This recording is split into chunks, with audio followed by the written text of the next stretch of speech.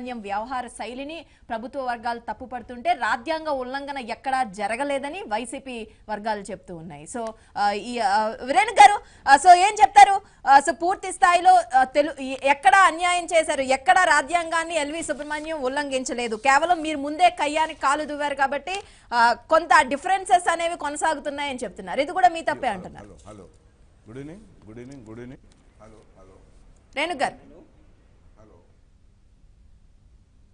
రేణు గారు వినిపిస్తుందా?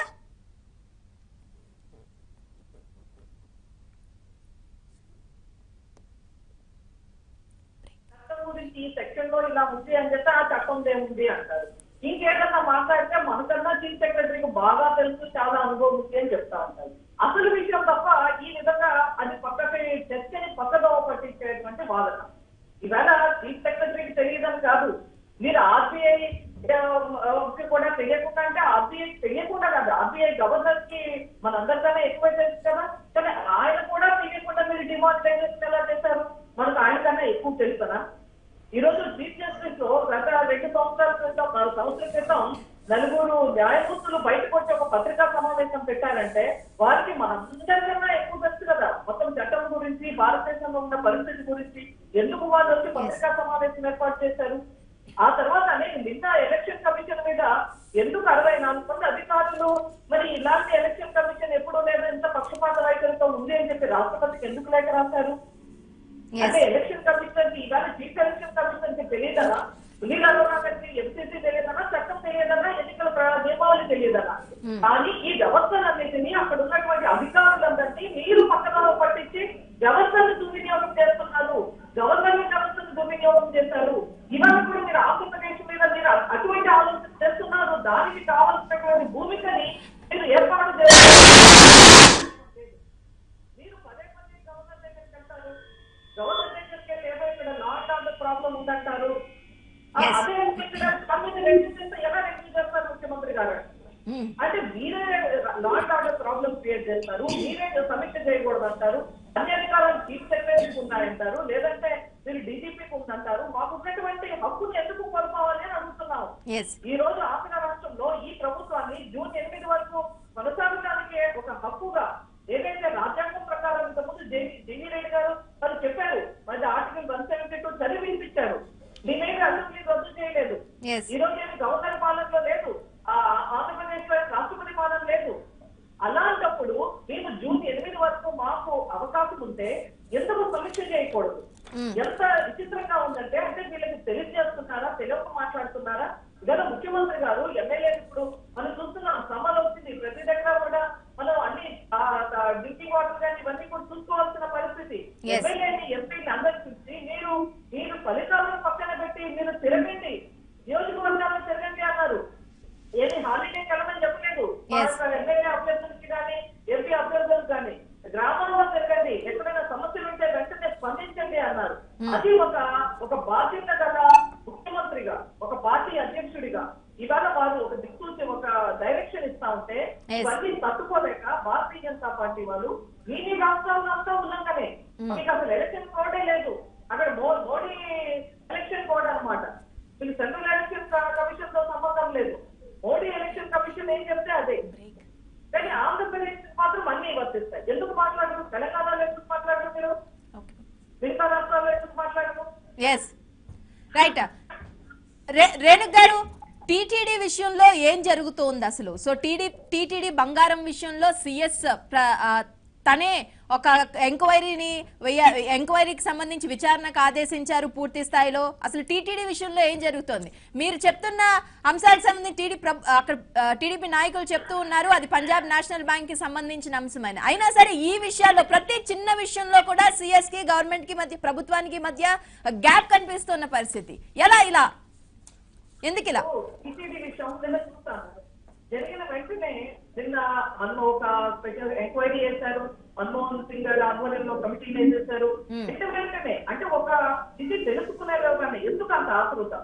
First of all ఆ పిఎన్బి లో పెట్టినటువంటి డిపాజిట్ ఏదైతే డిఎఫ్ పెట్టారో అది మొన్న 18వ తారీఖుకి అది మెచ్యూరిటీ అయిపోయింది. మెచ్యూరిటీ అయిపోయిన తర్వాత అది పంజాబ్ నేషనల్ బ్యాంక్ యొక్క బాధ్యత, అది తీసుకొని వచ్చి మన టీటీడీ యొక్క ట్రెజరీకి అప్పగించవలసినటువంటి బాధ్యత పిఎన్బిది. అది వాళ్ళు ఏ రూట్ లో తెస్తున్నారు, వాళ్ళ గైడ్లైన్స్ అన్ని ఫాలో అయ్యారా లేదా అనేటువంటి అది బ్యాంకుకు సంబంధించినటువంటి అంశం. దాని అప్పటికీ కూడా వాళ్ళు చెప్పారు ఏ విధంగా తీసుకొస్తున్నారు, వాళ్ళ బ్యాంక్ నామ్స్ ప్రకారం ఉందా లేదా అనేటువంటి వాళ్ళు చూసుకుంటారు. అయితే ఈలోగానే మరి ఒక స్వామీజీ కూడా మరి వాళ్ళు నిన్న మాట్లాడినటువంటి మాటలు చూసాం. ఆ తర్వాత మరి వాళ్ళు ఫేస్బుక్ లో డిలీట్ చేయడం చూసాం, వాళ్ళు ఒక పశ్చాత్తాపాన్ని వెలిపించడం చూసాం.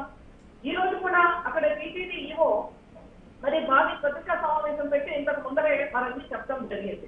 దానికి ఏదైతే 9,259 crores కి సంబంధించి 3 years కి పెట్టారో దానికి వచ్చినటువంటి వడ్డీని అది ఏ రూపంలో ఇస్తారంటే దాంట్లో ఒక ఆర్బీఐ గైడ్ లైన్స్ ఉన్నాయి. ఎప్పుడైనా సరే గోల్డ్ పెట్టినప్పుడు, గోల్డ్ రూపంలో ఈ విధంగా మనం ఎస్ఐస్ ఇచ్చినప్పుడు దానికి ఆర్బీఐ నిబంధనల ప్రకారం ఆ పర్టికులర్ బ్యాంక్ చేస్తుందా లేదా అనేటువంటిది దాని కాలనీ ఒక సెట్ ఆఫ్ ఒక రూల్ ఉంది, దానికి ఒక సెట్ పొజిషన్ ఉంది, ఒక ఏ విధంగా చేయాలి అనేటువంటిది.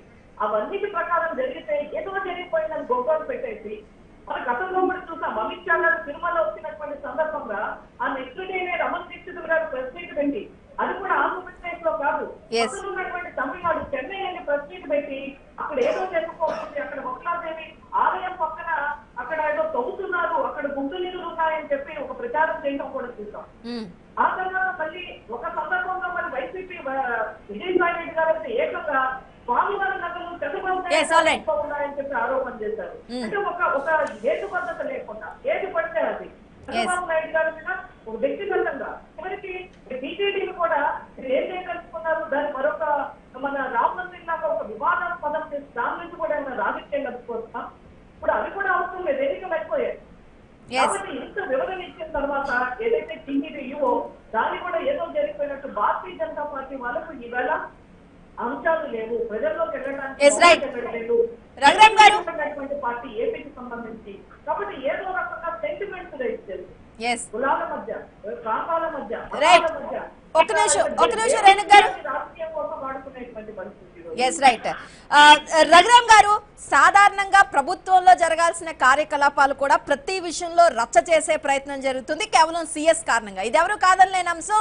గత వారం రోజులుగా ప్రతి ఏ అంశాన్ని చూసుకున్నా ప్రతిదీ కన్ఫ్రంటేషన్ కి వెళ్తున్న పరిస్థితులు అయితే మనం గమనిస్తూ ఉన్నాం. సో టీటీడీ విషయంలో ఒక క్లారిటీ ఉంది, ఆర్బీఐ గైడ్ లైన్స్ ప్రకారం అది పూర్తిగా ఏదైతే బ్యాంక్ లో ఇన్వెస్ట్ చేశారో అక్కడే కార్యకలాపాలన్నీ జరుగుతాయి. సో ఇది తెలిసినా కూడా పూర్తి స్థాయిలో కొంత పానిక్ క్రియేట్ చేసే ప్రయత్నాల్లోనే ఇదంతా జరిగిందంటున్నారు టీడీపీ నాయకులు. ఏం చెప్తారు?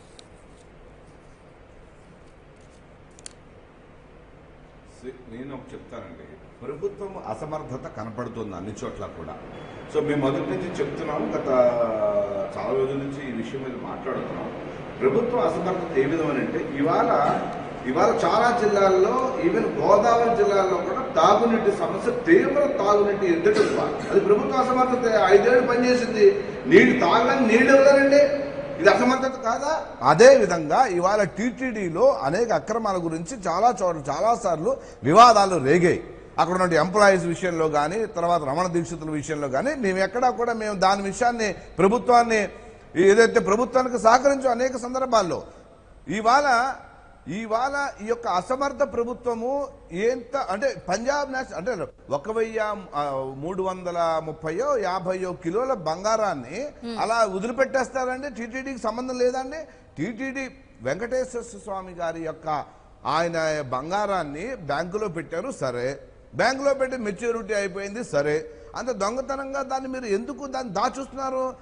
పేపర్లు ఇవ్వకుండా ఎందుకు పంపించారు? పేపర్లు ముందు ఎందుకు ఇవ్వలేదు? ఆపిన తర్వాత పేపర్లు పంపించడం ఏంటి? ఇవన్నీ ప్రజలకు అనుమానాలు. పైగా డొక్కు వ్యాన్లో తీసుకెళ్ళడం ఏంటి? దాని సెక్యూరిటీ లేకపోవడం ఏంటి? ఇవన్నీ ఏంటి అనేది ప్రజలకు అనుమానం కలుగుతున్నప్పుడు సమాధానం చెప్పాల్సిన బాధ్యత టీటీడీ మీద ఉంది, అక్కడ ఉన్న అధికారుల మీద ఉంది. అధికారులు దయచేసి అక్కడ వెంకటేశ్వరాన్ని మోసం చేయకండి, ప్రజలను మోసం చేయకండి అనేదే ఆ స్వామీజీ ఆవేదన. రాష్ట్ర ప్రజల యొక్క ఆవేదన కూడా అదే. అది 1000 కోట్ల బంగారాన్ని మీరు రోడ్ల మీద అలా విచ్చినవిడిగా వదిలేస్తారండి, డొక్కు వ్యాన్లో పంపుతారండి, సెక్యూరిటీ లేకుండా పంపుతారండి. 10 గ్రాముల బంగారం కొంటేనే ఎంత జాగ్రత్తగా పట్టు తెచ్చుకుంటారు వాళ్ళ ఇళ్లలో ఎవరైనా సరే సామాన్య ప్రజలు. అలాంటి స్వామివారు ప్రజలు ఇచ్చినటువంటి కానుకల్ని మీరు ఇష్టం వచ్చినట్టుగా రోడ్డు మీద వదిలేస్తారండి. అడిగితేనేమో మీరు సిఎస్ మీద మళ్ళీ అరే ఎంక్వైరీ ఏమీ జరగకపోతే ఎంక్వైరీలో క్లీన్ చిట్ వస్తే మంచిదే కదా. వాళ్ళు ఎంక్వైరీ వేయడం తప్పంటారేంటి? నాకు అర్థం కాదు. ఏం జరిగిందో రాష్ట్ర ప్రజలకు అనుమానం వచ్చినప్పుడు ఎంక్వైరీ చేయాలా? ఎంక్వైరీలు ఏం లేదని తెలిస్తే సంతోషపడతారు. దాని మీద పెద్ద తప్పు పడాల్సిన పని ఏం లేదు. చీఫ్ సెక్రటరీ మీద బురద వేయాల్సిన పని లేదు, ఆయన్ని తిట్టాల్సిన పని అంతకన్నా లేదు. Yes right. జీవిరెడ్డి గారు, సో ఇంతకు ముందు చెప్పుకున్నట్టుగానే ప్రతి చిన్న విషయంలో కూడా ఈ క్లాష్ అనేది కనిపిస్తుంది. ప్రభుత్వంలో ఏ కార్యక్రమం కూడా జరిగే అవకాశం లేదు. ముందు మనం చూసిన హడ్కో నిధులు 1000 కోట్ల రూపాయలు కూడా, సో అత్యవసర నిధులు కూడా లోన్ వచ్చిన తర్వాత కూడా ఆగిపోయిన పరిస్థితులు. సో రాష్ట్రం ఏమైపోతుంది ఈ గ్యాప్ లో ఇలాంటి పరిస్థితులు? బీజేపీ వాళ్ళు అంటే కోపడతారు, కానీ 2014 తర్వాత ఈ పరిస్థితి ఏర్పడింది. వాళ్ళకు వ్యతిరేకంగా ఉన్న ఏ రాష్ట్రం కావచ్చు, తెలంగాణ కావచ్చు, ఆంధ్రప్రదేశ్ కావచ్చు, కర్ణాటక కావచ్చు, తమిళనాడు కావచ్చు. తమిళనాడులో కూడా మనం చూసినది ఇప్పుడు వాళ్ళ కంట్రోల్లోకి వచ్చింది కాబట్టి అట్లా ప్రశాంతంగా ఉంది. కానీ లేకపోతే జయలలిత గారు చనిపోయిన తర్వాత దాన్ని ఎంత గందరగోళపరిచారో చూసినాం. ప్రతిదీ ఏంటంటే వీళ్ళు బయటికేమో దేశభక్తి, జాతీయత అన్ని మాట్లాడతారు, లోపల చేసేదేమో దానికి కంప్లీట్గా విరుద్ధంగా చేస్తూ వస్తారు. ప్రతి అంశాన్ని ఎక్కడ చట్టాలను ఫాలో అవరు, రాజ్యాంగాన్ని ఫాలో అవరు, కన్వెన్షన్స్ని ఫాలో అవరు, గుడ్డిగా ఒక మాటలు అట్లా పడేస్తారు. లాస్ట్ టైం కూడా పీడీ అకౌంట్స్ గురించి మాట్లాడు, 56,000 అకౌంట్లు ఉన్నాయి, డబ్బులు పడిపోయినాయి, దాంట్లో అంతా ఏం చేశారన్నారు. చివరికి ఏమైంది, ఒక కేసు పెట్టగలిగారా? మళ్ళీ తర్వాత చర్చలకు వచ్చేకి ఇది అన్ని రాష్ట్రాల్లో పీడీ అకౌంట్స్ ఉన్నాయి, అన్ని రాష్ట్రాలు ఇన్నే 1000 అకౌంట్స్ ఉన్నాయని తెలిచారు. మళ్ళీ చర్చ ముగిసిపోయింది. కానీ ఆ టైంకి రిజిస్టర్ అవుతుంది ఏదో కొంతమంది మనసుల్లో ఇదేదో తప్పు జరిగిందని. అంటే ఇక్కడ ఏపీ ఉద్దేశం అని కాదు, ప్రతి రాష్ట్రంలో ఇలానే చేస్తున్నారు. వారికి వ్యతిరేకంగా ఉన్న వాళ్ళ దగ్గర ప్రతి రాష్ట్రంలో ఇలానే చేస్తున్నారు. ఇంతకుముందు ఆ పరిస్థితి లేదు. కానీ ఇంత దారుణమా? మీరు ఏదైనా ఉంటే ఇదిగో ఒక సెక్షన్, ఒక రాజ్యాంగం ప్రకారం తప్పుందని చెప్పరు, గుడ్డిగా చెప్పేస్తారు. యువతలలో ఎక్స్ప్లెనేషన్ ఇచ్చుకునే లోపు అదేమో అబద్ధమేమో వెళ్ళిపోతుంది. అది తప్పు అనుకొని వాళ్ళకు ఒక హేటరీ అంటే ఒక కోపం అనేది ప్రభుత్వం మీద కావచ్చు, ఇక్కడ కావచ్చు, ప్రసాట వచ్చేస్తుంది. తర్వాత ఎక్స్ప్లెనేషన్ ఇస్తే ఇనేది ఎంతమంది, ఇచ్చే ఎక్స్ప్లెనేషన్ ఎంతమందికి అర్థమవుతుంది? ఆ లూప్ హోల్కి బాగా అర్థమైంది. ఇవ్వలేరు, ఇచ్చిన సరిగా అర్థం కాదు. ఎందుకంటే అబద్ధం చెప్పడం ఈజీ, చెప్పిన అబద్ధం, వాళ్ళు చెప్పింది అబద్ధము. ఇదిగో ఈ సెక్షన్స్ ఇప్పుడు ఇందాక రఘురాం గారే క్లియర్గా 172 ఇవన్నీ కూడా చదివితే ఏముందిలే కోడ్ చీఫ్ సెక్రటరీగా 25 ఏళ్ళు తెలియదంటే అక్కడ ఏమనుకుంటారు? అవును, జీవీ రెడ్డి నిన్న మొన్న వచ్చిన రాజకీయాలకి 25 ఏళ్ళు ఉన్న చీఫ్ సెక్రటరీకి ఎక్కువ తెలుసు, వీడు తప్పు చదువుతున్నాడని ఇక్కడ కూడా కన్వే చేయాలంటారు. తప్పితే వారు చదివి నేను ఇంటర్ప్రిట్ చేసిన రాంగ్ అను, లేదా వారు కరెక్ట్ ఇంటర్ప్రిటేషన్ ఆ ఇంటర్ప్రిటేషన్ వీళ్ళు ఇస్తారంటే వీళ్ళు చదవరు, దాన్ని కోట్ చేయరు. చదివి వాళ్ళు ఏమైనా నేను చెప్పిన రాంగ్ ఇంటర్ప్రిటేషన్ అది చెప్పరు, గుడ్డిగా మొద్దుగా వెళ్ళిపోతుంటారు. అది నమ్మేళ్ళు నమ్ముతారు. 1% నమ్మినా 2% నమ్మినట్టే కదా. వాళ్ళది ఏం పోయింది? అట్లా అనేస్తే వీళ్ళు కడుక్కుంటూ కూర్చోవాలి. ఇది ఇట్లా టైం వేస్ట్ అవ్వాలి. ఇప్పుడు తిరుమల విషయంలో కూడా ప్రతిదానికి స్టాండర్డ్ ఆపరేటింగ్ ప్రొసీజర్స్ ఉంటాయి, SOPs. ప్రతి దాంట్లో ఇలాంటి దాంట్లో SOPs డెవలప్ చేసింటారు. ముందు నేనేమంటే దేవుని విషయం నేను ఎక్కువ మాట్లాడను కానీ, but SOPs before enquiry SOPs తో క్రాస్ చెక్ చేయించండి ముందు ఒకసారి. స్టాండర్డ్ ఆపరేటింగ్ ప్రొసీజర్స్ ప్రకారం అది రన్ అయిందా లేదా ప్రాసెస్. SOPs ని డీవియేట్ అయితే నువ్వు have to call for enquiry. నువ్వు SOPs తో క్రాస్ చెక్ చేసేవా లేదని నువ్వు బయట పెట్టలేదు, డైరెక్ట్ కాల్ ఫర్ ఎంక్వైరీ. అంటే దాని అర్థం ఏమనుకోవాలి? దేవుడి విషయంలో కూడా వీళ్ళు ఇట్లా ఉన్నారు కాబట్టి దొంగలు. ఇది ఇక్కడ రేపు కర్ణాటకలో కూడా చేస్తారు, అట్నే దేవుళ్ళతో మొదలు పెడతారు, ఇంకో రాష్ట్రంలో కూడా అట్నే చేస్తారు. ఎంక్వైరీ వేయటం తప్పను, దేవుడి విషయాలు అసలు స్పేర్ చేయకూడదు. బట్ ప్రధానికి ఒక SOPs ఉంటాయి, దాంతో క్రాస్ చెక్ చేశారా? పాలసీస్ ఉంటాయి, పాలసీ ప్రకారమే ఇష్యూస్ రన్ అవుతున్నాయి, దాన్ని క్రాస్ చెక్ చేశారా? ఏముండదు, టక్కని చెప్పేస్తారు, జనాల్లోకి వెళ్ళిపోతుంది. ఇది మోడస్ ఆపరండి. 2014 నుంచి ప్రతి రాష్ట్రంలో ఇలానే చేసుకుంటారు. రఘురామ్ గారు, ఫైనల్ గా ఇది అన్నిటికన్నా కీలకమైన ఇంపార్టెంట్ పాయింట్.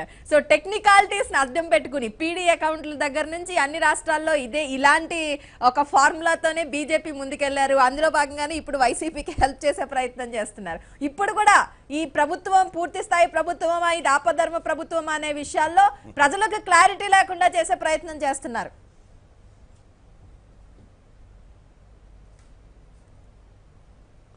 ఒకటి వాస్తవం ఏంటంటే ఎన్నికలు ప్రకటన అండ్ ఎన్నికలు జరిగిపోయాయి. ఎన్నికలు జరిగిపోయిన తర్వాత ఏదైతే కోడ్ ఇంప్లిమెంటేషన్ అమలు చివరి వరకు ఉంటుంది కాబట్టి రిజల్ట్ వచ్చే వరకు కోడ్ ఎక్కడైనా ఉంటుందని మనకే కాదు. సో మనకేంటంటే ముందు జరిగిపోయిన మూలాన్ని 40 రోజుల పైన గ్యాప్ వచ్చింది కాబట్టి 43 రోజులు ఎంతోనో దాన్ని ఇవాళ ప్రభుత్వం భరాయించలేకపోతుంది. సో దానివల్ల కన్ఫ్రంటేషన్కు దిగింది. ఏమంటే ఒరిస్సాలో ప్రభుత్వం ఎందుకు కన్ఫ్రంటేషన్ దిగలేదని, ఎందుకు గొడవ పట్టలేదు కేంద్రంతో ఇవాళ? అదేవిధంగా పక్కన ఉన్నటువంటి రాష్ట్రాలు ఏదైనా గొడవ పడుతున్నాయండి? ఇవాళ ఎక్కడా గొడవ లేదు, కేవలం ఆంధ్రప్రదేశ్లోనే గొడవ.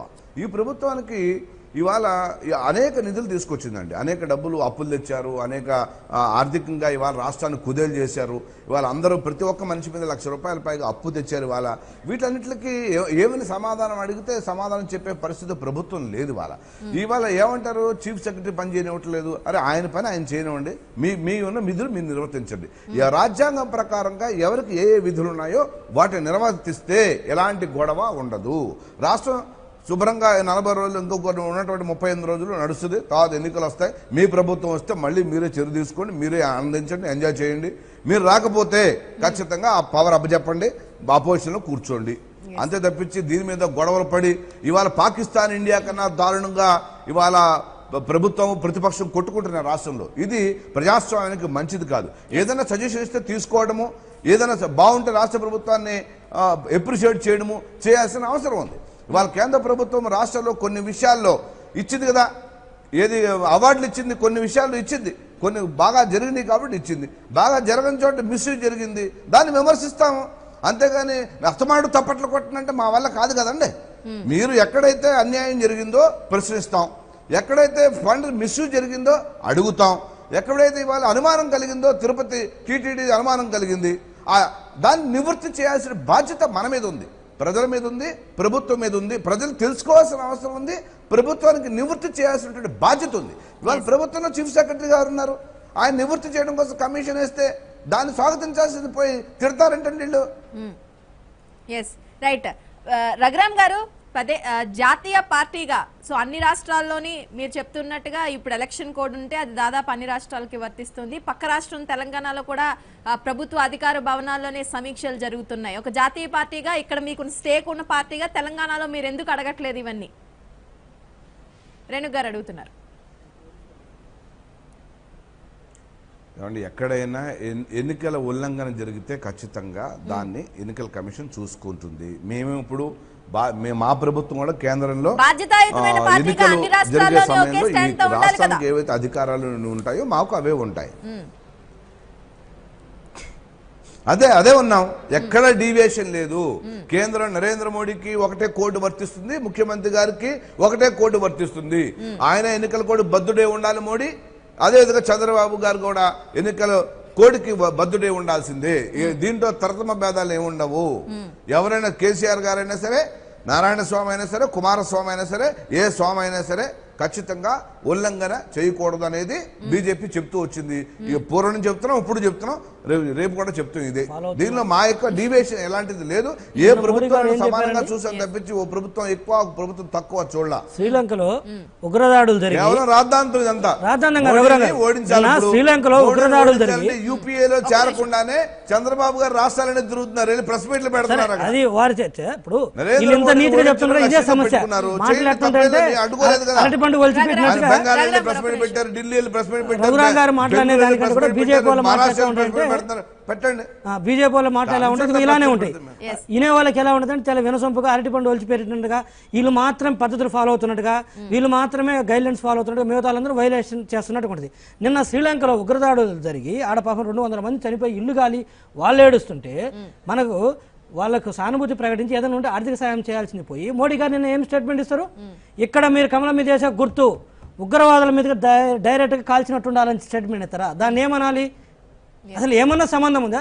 జరిగింది శ్రీలంకలో దాడులు, మీరు ఉపయోగించుకోవడం ఏంటి దాన్ని?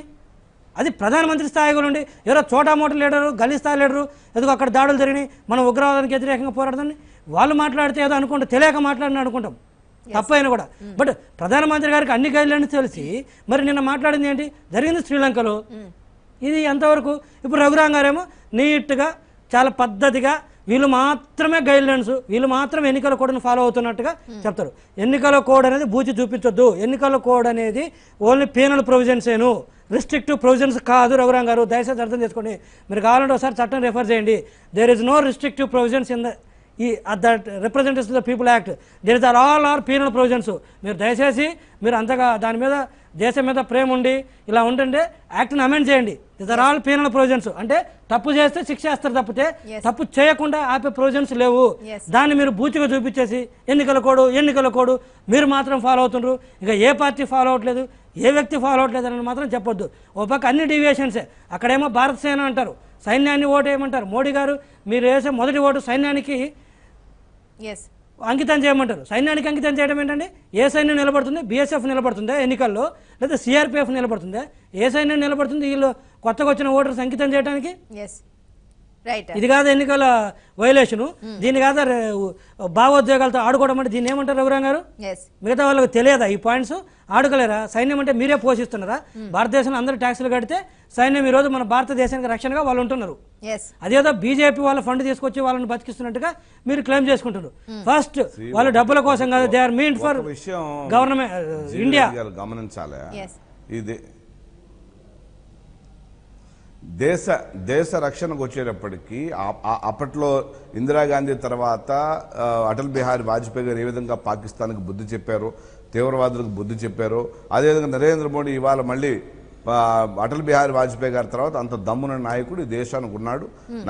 టెర్రరిస్ట్ దేశం వంక చూడాలంటే భయపడాలా అనే విధంగా ఈ దేశం పరిపాలన సాగుతోంది. కాబట్టి ఎవరన్నా అలా మాట్లాడి ఉండొచ్చు, దాంట్లో తప్పేం లేదు. పుల్వామా దాడి ఏంటి, పఠాన్కోట్ దాడి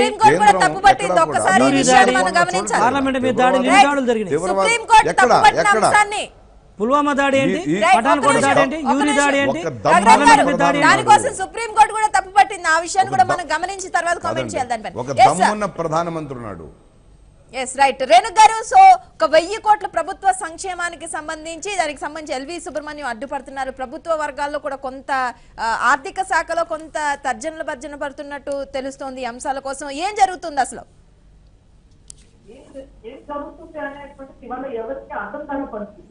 ఇవాళ అధికారులు ముఖ్యంగా చీఫ్ సెక్రటరీ వారి యొక్క పరిధిని దాటి ఈరోజు ముఖ్యమంత్రిగా ఉన్నప్పటికీ వారి యొక్క డెసిషన్స్ వారి సొంతంగా తీసుకొని చేస్తున్నట్టు కనపడతా ఉంది ఈ రోజు. ఇప్పుడు రఘురామ్ గారు మాట్లాడుతూ అంటున్నారు టీటీడీకి అది ఎక్కడి నుంచి తెస్తున్నారో అవన్నీ టీటీడీ బాధ్యతగా అంటున్నారు. ఈ రోజు నాకు రఘురామ్ గారు ఒక 10,000 రూపాయలు ఇవ్వాలి అంటే అది రఘురామ్ గారు నాకు తీసుకొచ్చి ఆ 10,000 రూపాయలు ఇవ్వాలంటే ఆయన బస్సు ఎక్కువ వస్తారా, స్కూటర్ మీద వస్తారా, ఎయిర్ప్లేన్ లో వస్తారా, అది నాకు సంబంధం లేదు. ఏ విధంగా తీసుకొస్తున్నారు? 200 రూపాయల నోట్స్ తెస్తున్నారా, 2,000 రూపాయల నోట్స్ తెస్తున్నారా, అది కాదు నాకు కావాల్సింది. బ్యాంక్ కి మీరు తీసుకెళ్ళి మీరే ఇచ్చారు, టీటీడీ ఇస్తుందా? బ్యాంక్ వచ్చి పట్టుకెళ్తున్నా టీటీడీ నుంచి. టీటీడీ బ్యాంక్ కి ఇస్తుంది, పట్టుకెళ్ళి ఇస్తుంది. అదే విధంగా తెచ్చుకోవాల్సిన బాధ్యత టీటీడీదే. బ్యాంక్ మీద నెట్టకండి దయచేసి, బ్యాంక్ మీద నెట్టకండి. దీన్ని 1300 కేజీల బంగారాన్ని మీరు రోడ్డు మీద విసివచ్చినట్టు పడేసి వస్తారని మీరు? దేవుడి సొమ్మది, ప్రజలు ఇచ్చినటువంటి కానుకలు దేవుడికి. మీరు దాన్ని భుజాలు ఎందుకు తడుకుంటారు? మీరు ఎంక్వైరీ చేయనివ్వండి. భుజాలు తడుకుంటారు ఎందుకు మీరు? ఎంక్వైరీ జరుగుతుంది. ఏం జరగకపోతే క్లీన్ చిట్, ఏదైనా జరిగితే శిక్ష అనుభవించాల్సిందే. మీరు ప్రతి అంశాన్ని కూడా అబద్ధాలు పార్టీగా ఇవాళ తయారైంది భారతీయ జనతా పార్టీ. కాబట్టి మీరు ప్రజలను పక్కన పట్టించి మీరు అసత్యమైనటువంటి సమాచారాన్ని ఇచ్చి మిస్లీడ్ చేయకండి. ఇవాళ టీటీడీ రెస్పాన్సిబుల్ టీటీడీ బాధ్యత ఎంత వరకు 18వ తారీఖు మనకు వచ్చాయా లేదా? పంజాబ్ నేషనల్ బ్యాంక్ లో పెట్టారు, రెన్యువల్ చేయలేదు, 3 years డిపాజిట్ మెచ్యూరిటీ అయిపోయింది. దానికి రావాల్సినటువంటి ఇంట్రెస్ట్ కూడా అది త్రూ ఆర్బీఐ ప్రకారం నిబంధనల ప్రకారం దానికి ఆ ఫీల్ వేరే చేస్తూ ఉంది. ఏమేమో అంటే అసలు మనము ఎక్కడికి పోతున్నాం, మీకు అవగాహనతో మాట్లాడుతున్నామా లేదా మనకి క్లారిటీ ఇవ్వలేక కన్ఫ్యూజ్ అయ్యి మీరు కన్ఫ్యూజ్ అయ్యి ప్రజలను కన్ఫ్యూజ్ చేసి ఏదో వెళ్ళిపోయిందనేటువంటి ఒక భ్రాంతి కలిగించి తిరిగి గవర్నమెంట్ పాలన తీసుకురావడం కోసం చేస్తున్నటువంటి ముందస్తు చర్యలు ఇవన్నీ. ఈ మాటలు దేనికి సంకేతం? ఈ రోజు ఆంధ్రప్రదేశ్ చాలా ప్రశాంతంగా ఉంది, మీరు రెచ్చగొడుతున్నారు. మీరు ఒక దీన్ని అశాంతిని క్రియేట్ చేసి ఏదో మళ్ళీ ఇక్కడ గవర్నమెంట్ పాలన తీసుకుని వచ్చేటువంటి ఆలోచన ఇది. కాబట్టి ఇది కాదు. రఘురామ్ గారు వాస్తవాలు చెప్పాలి. ఇప్పుడు అడిగిన దానికి సమాధానం చెప్పకుండా ఏ చట్టం ప్రకారం ఏ రాజ్యాంగంలో ఏ ఆర్టికల్ ప్రకారం చంద్రబాబు నాయుడు గారు సమీక్ష చేయబడదో చెప్పండి అంటే అది నమ్మి ఇప్పుడు మనం గంట సేపు ఏదేమో చర్చించారు, ఎక్కడెక్కడికో వెళ్ళి మాట్లాడారు, ఇతర రాష్ట్రాల గురించి చెప్పారు. మరి ఇతర రాష్ట్రాల్లో కూడా ఇలాగే చేస్తున్నారా? ఇతర రాష్ట్రాల్లో ఇంతమంది అధికారులే మార్చినటువంటి రాష్ట్రం ఎక్కడైనా ఉందా?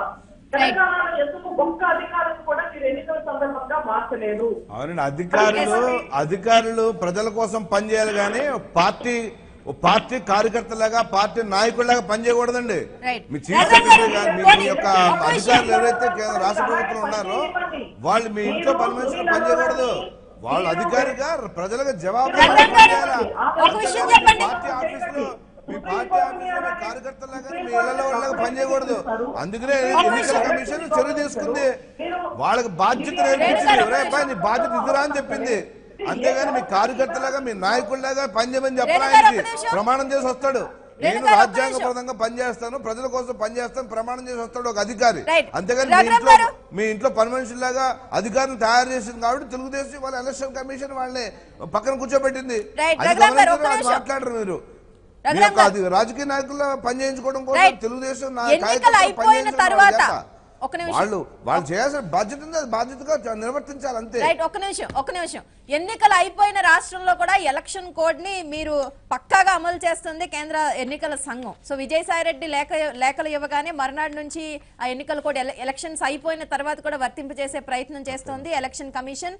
కానీ కేంద్ర స్థాయిలో మిగతా రాష్ట్రాల్లో మిగతా పార్టీలు ఎంత గొంతు చించుకున్నా పట్టించుకునే ప్రయత్నం చేయట్లేదు. ఇదంతా పూర్తిగా మీ కనుసన్నల్లోనే జరుగుతుందని టీడీపీ నాయకులు ఆరోపిస్తూ ఉన్నారు. అసలు లేఖ రాయడమే అవగాహన రాహిత్యం అంటున్నారు యనమల రామకృష్ణ గారు. విజయసాయి రెడ్డి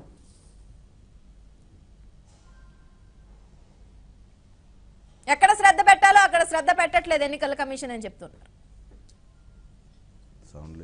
రఘురామ్ గారు హలో హలో హలో రఘురామ్ గారు వినిపిస్తుందా? రైట్ ఎస్ రఘురామ్ గారు వినిపిస్తుందా నా మాట? రైట్ ఓకే జీవిరెడ్డి గారు, సో పూర్తిగా ఈ స్థాయిలో కన్ఫ్రంటేషన్కి వచ్చిన తర్వాత సో ఈ పరిస్థితుల్ని కేంద్ర ప్రభుత్వం కొంత ఎలక్షన్ కమిషన్ విషయంలో కావచ్చు, ఇంతకు ముందు నేను రఘురామ్ గారిని అడిగింది కూడా అది. సో ఎలక్షన్ అయిపోయిన రాష్ట్రంలో కూడా ఇంకా ఎలక్షన్ కోడ్ వర్తిస్తుంది, కానీ కేంద్ర స్థాయిలో మిగతా రాష్ట్రాల్లో ప్రతిపక్షాలు ఎంత గొంతు చించుకున్నా ఈసీ పట్టించుకున్న పరిస్థితి లేదు. ఇదే టీడీపీ నాయకులు పదే పదే చెప్పారు. అదే ఎలక్షన్ కోడ్ అనేది పెద్ద బూచి అంటాను. అసలు ఎలక్షన్ కోడ్ లో ఉన్నది చాలా పీనల్ ప్రొవిజన్స్ ఉన్నవి. అదేదో దాన్ని ఎలక్షన్ కోడ్ అనగానే అసలు అన్నమే తినకూడదు ఎవడు అన్నట్టుగా వీళ్ళు దాన్ని బూచిగా ఫస్ట్ టైం తీసుకొచ్చి అంత బూచిగా చూపిస్తున్నారు.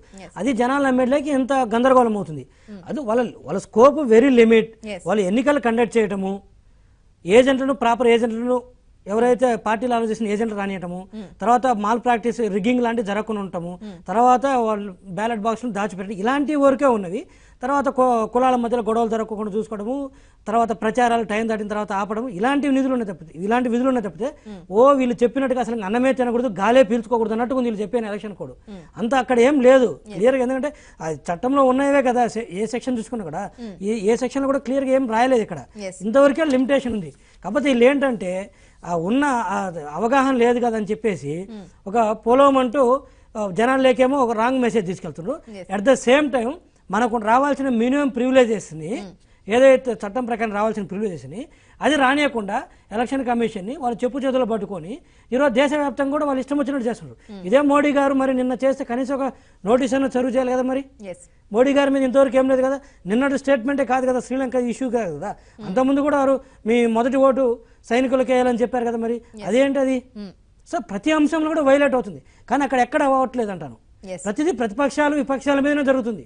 ఒక దాడులు జరిగినా కోడ్ విషయంలో కానీ ప్రతి అంశంలో కూడా చట్టాలు కావచ్చు, మిగతా అంశాలు కూడా వాళ్ళకు మాత్రం అప్లికబుల్ అవుతుంది, మాకు సంబంధం లేదు అన్నట్టుగా ఉంది. అంటే క్లియర్గా వాళ్ళు చేసే తప్పులు విజిబుల్గా కనపడుతున్నాయి. అయినా కూడా కింద పడ్డా కూడా పై చేయి మాదే, మీరు పడి ఉండాలి, మేము అధికారంలో ఉన్నాం కాబట్టి అన్నట్టుగా ఉన్న తప్పితే మేము కూడా కొంచెం ఫాలో అవ్వాలి అన్నది ఎక్కడ కూడా ఆ సెన్స్ అనేది కనిపించట్లేదు అంట నేను. ఇంకా ఎల్వి సుబ్రహ్మణ్యం విషయంలో సో పూర్తిగా అందరికీ తెలిసిన బహిరంగ రహస్యమే. సో కో అక్యూజ్డ్ గా ఉన్నారు, ఆ మాట అంటేనే ఒప్పుకోమని ఐఏఎస్ సంఘాలు అంటున్నాయి. ఈ రచ్చ అంతా జరుగుతున్న సందర్భంలో ఈ సాధారణ విషయాల్లో కూడా ఈ స్థాయిలో కన్ఫ్రంటేషన్ ఏ విధంగా చూడాలి? ప్రజలకి అర్థం కాదంటారు ఇవన్నీ. సో చీఫ్ సెక్రటరీ గారి విషయంలో మేమేం కమెంట్ చేయలేము. అది కో అక్యూజ్డ్ మళ్ళీ అక్విట్ అయ్యారన్నారు. కో అక్యూజ్డ్ అయినంత మాత్రం కన్విక్ట్ అయ్యేంత వరకు మనం ఏం మాట్లాడలేము. సరే వారికి ఉండే లిమిటేషన్స్లో అనుకుంటే ఇక్కడ ఎక్కడ వస్తుందంటే క్యాబినెట్ వర్సెస్ చీఫ్ సెక్రటరీ అన్నప్పుడే వస్తుంది ఇష్యూ. సో క్యాబినెట్ ఆడకుండా తను ఎటువంటి నిర్ణయాలు తీసుకోకూడదు. అది ఏదైనా తీసుకున్నా అంటే అది వైలేషన్ అవుతుంది, అల్ట్రా వైరస్ అవుతుంది. అది ఎలా తీసుకోగలుగుతున్నారంటే ఈరోజు ఎంక్వైరీ చేశారంటే అది వెనక ఎవరో ఉండి నడిపిస్తున్నారు.